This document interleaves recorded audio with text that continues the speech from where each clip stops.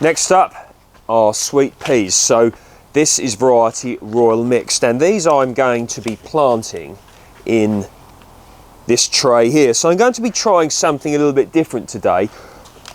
One side here I'm going to be having just one sweet pea seed. The other side I'm going to put in two, and we shall see how they do. So sweet pea seeds, they're much easier to plant than the other flower seeds, much bigger. It's literally going to go in like so. So this side, just one, as you can see, and in here we have two. And I'm going to be growing these up canes or up trellis. So I'd generally set more than one plant per cane or a little bit of trellis. I want it to grow. So I'm figuring that having two in each cell tray will be an interesting little trial to have a go at. Multi-purpose compost on top. Once again, don't forget your tags.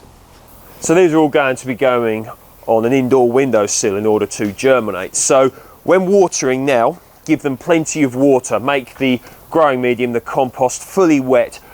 Lack of water is a very common reason for lack of germination, so plenty of water. So I actually keep a lot of my growing mediums, soil, etc, for whenever I might need them. So you can see these ones here, look, these were in pots. I'm going to get a bag here, say a bag, I'm going to get a tub here of this dirt, soil. There it is, there's my growing medium. Probably going to need a bit more than that, and I'm now going to fill these troughs up with that. So this really is not specific gardening in any way, not taking any particular detail for this, but these plants will be quite fine in here. So I'm going to fill this one up now, get it relatively even using my trowel. If you see any lumps in there, like that, take them out with your trowel. You can see bits of wood and debris once again are falling in there. I'm not bothered about that as long as they're not too big, twigs, etc. They're quite fine. Bit of slate there, I might take that out. So I've got my growing mediums in there. I want to get a bit of nutrients in there, so I'm going to go and get some composted horse manure and spread that over the top.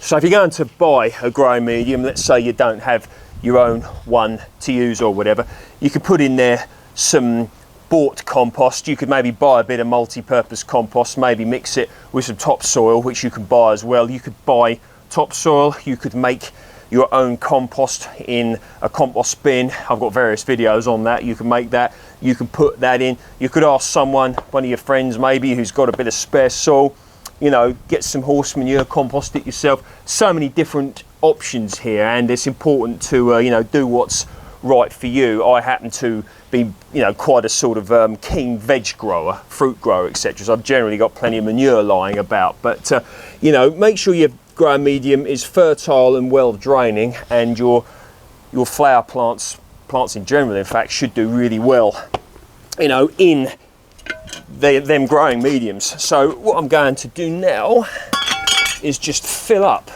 using, I won't be doing it like that at all actually.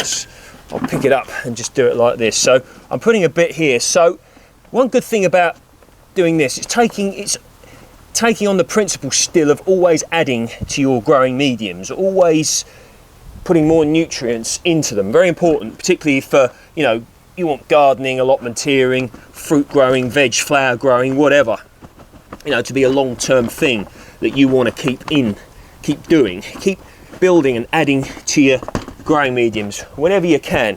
You'll be glad you did, because you'll probably find that what you grow gets better and better as you're building your growing mediums. So what we do is we level our troughs off.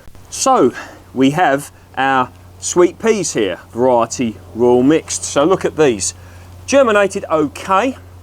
And so how many have we got? 1, 2, 3, 4, 5. Now quite interesting, the ones that I put 2 in the pot, I've only got 1 that's germinated in every pot. So there we are. So I've got 1, 2, 3, 4, 5. So that'll be more than enough for this for this project here. So what we're going to do is just get our little sweet pea out like this, and actually got nice root balls to be very careful here. I'm working, you know, ideally I'd be doing this in the tunnel where I've got all my equipment, but we'll do it down here today.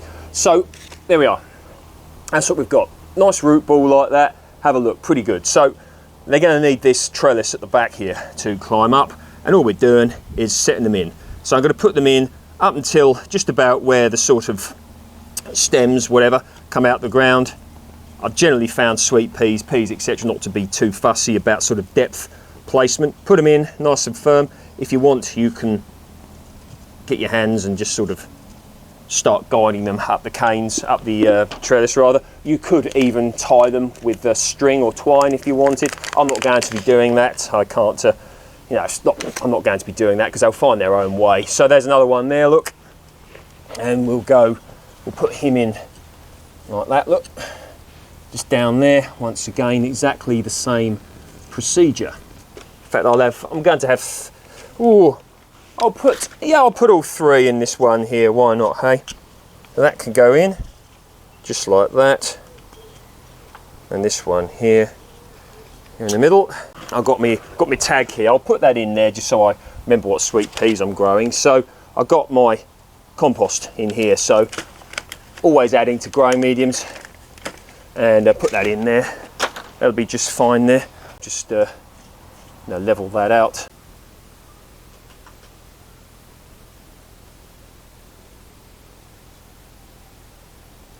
So yeah, 22nd of June and doing well here. Sweet peas looking lovely, some nice flowers, plenty more to come. I'll show you something I do with sweet pea flowers. So if you look at this pea flower here and this one here, now these are fully out, and what I like to do is to remove them now before they can turn into a pea pod, because I want to keep the flowers coming. And when a pod forms, it can sort of stop or maybe make the flowers less abundant in the future. So what I'm going to do is just remove this one here. That's just joined on there. So that's going to come off there. And I'm going to take this one off here as well. So if you look at them, look lovely. They make some nice cut flowers. You know, you can put the base of those in a vase, and it's lovely on a table or something like that inside. They smell really sweet as well, so if you had, you know, a nice collection of those, you could get a nice aroma going on in the room from these. Sweet peas have more or less finished. I really wasn't that vigilant in cutting the flowers off. If you keep cutting the flowers off, you can keep getting more, up to a point of course, then they do tend to stop. But one way that you can prolong their flowering for a bit longer, you can give them like an organic tomato feed for a bit of extra potassium. That can sometimes bring them back into flowering. But anyway, there we are.